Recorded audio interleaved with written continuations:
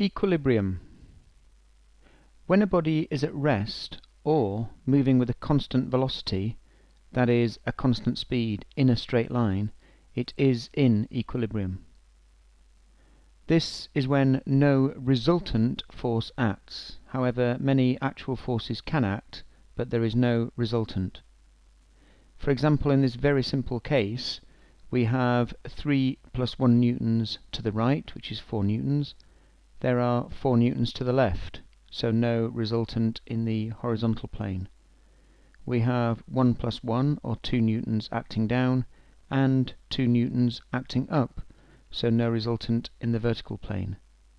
So we can say that this box will either be at rest or moving at a constant speed in a straight line. It is in equilibrium. Often you'll be given a diagram of a body in equilibrium with one unknown force to find.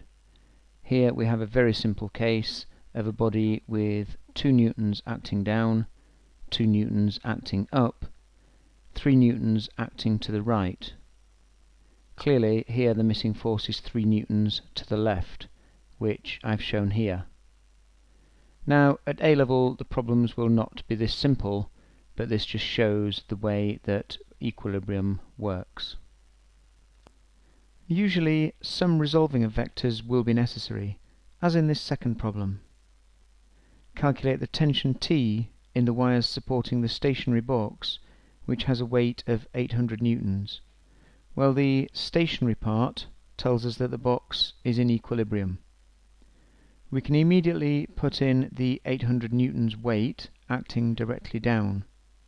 And here we've got the tension T in each of these 2 wires pulling at an angle of 38 degrees to the vertical.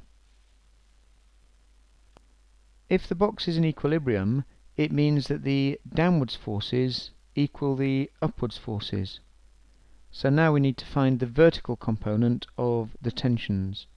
Well, resolving this tension into its vertical component, we're going across the 38 degrees, so that will give us T cos 38.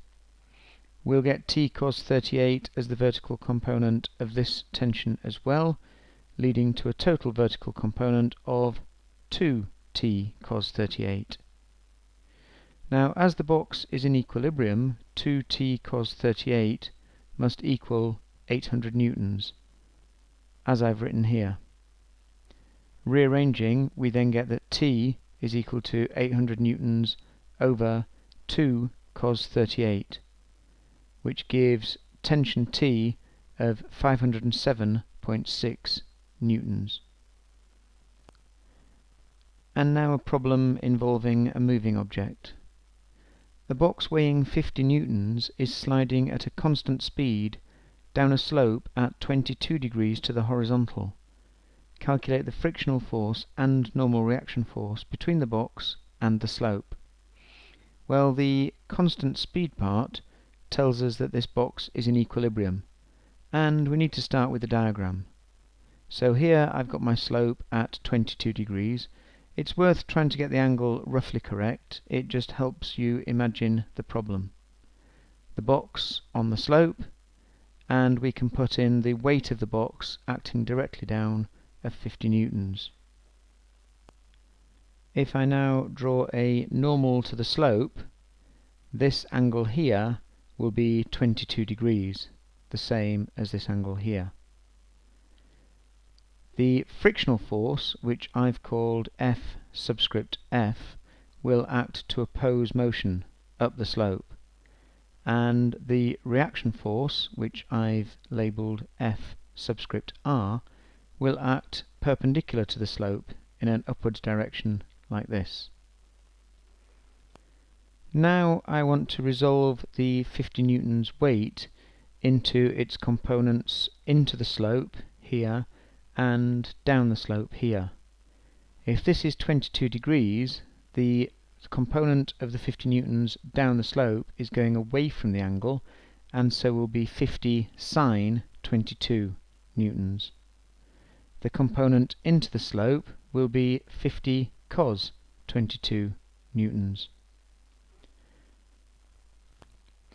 As the box is in equilibrium, we know that the frictional force must be equal to 50 sine 22, so I can write that down here. F sub F equals 50 sine 22, and that is 18.7 newtons acting up the slope.